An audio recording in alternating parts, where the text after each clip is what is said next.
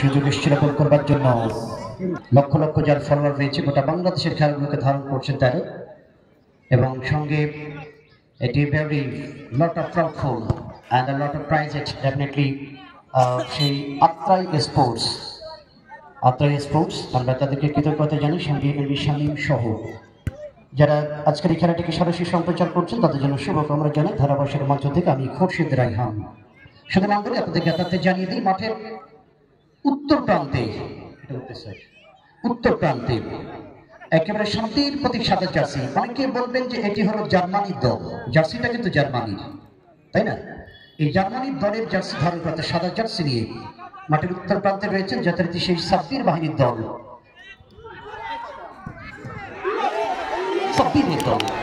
এখানে খাসনগা সমাজ উন্নয়ন সংস্থা যারা মাঠের উত্তর দিকে রয়েছেন সাদা জার্সি নিয়ে খাসনগা দল, এবং মাঠের দক্ষিণ প্রান্তে টিয়ে রঙের জার্সি কালার নিয়ে মহাদেবপুর ফুটবল একাডেমির অবস্থান।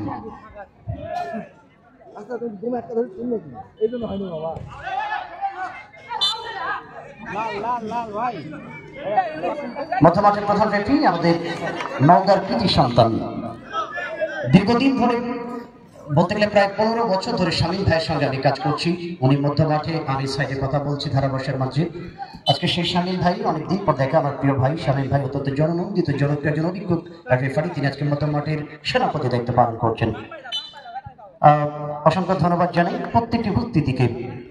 আসলে সিক্সার মিনি বারের একটা খেলা, আসলে এমন একটা জায়গা থেকে কথা বলছি মাঝে মাঝে আমাকে খেয়াল করতে হচ্ছে কখন যেন সেই পাকিস্তানের বোম এসে ভারতে পড়ে, এই একটা ভয় ভিতরে কাজ করতেছে। তারপর কাজ করতে হবে যেহেতু খেলার মাঠের মানুষ আমরা। আজকে রানীনগর থেকে আমার শামীম ভাই, চাঁদ ভাই সহ অনেকগুলি মানুষ কিন্তু আজকে খেলা দেখতে এসেছেন, এবং অনেক অঞ্চল থেকে আজকে দর্শক ছুটে এসেছেন। আমাদের বিশেষ করে সোহান ভাই সহ যারা এই আয়োজকের কমিটির তালিকা একটু দেবেন, যারা অনেক কষ্ট করে এই যে অঞ্চলে এত সুন্দর একটা চমৎকার আয়োজন করেছেন, যেখানে তারা কোনো ঘাটতি রাখেনি। আপনি বলেন রেফারি বলেন, কমেন্ট্রি বলেন, সাউন্ড সিস্টেম বলেন, everything, all of the event just as joining the session of the day, the second semi-final of tournament. So lot of congratulations to arrangement committee, definitely Legacy football tournament 25.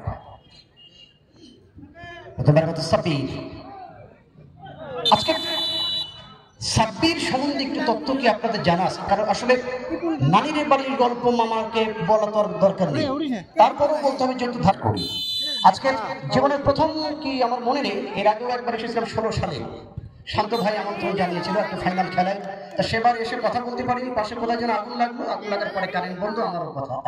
যাই হোক 25 সালে আজকে এসেছি। আজকে জ্যৈষ্ঠ মাসের আজকে 2 তারিখ, জ্যৈষ্ঠ মাসের 2 তারিখ পরবর্তী বিকেল, একেবারে জেলকদ মাসের চলমান পবিত্র জেলকদ মাস, এবং আজকে এই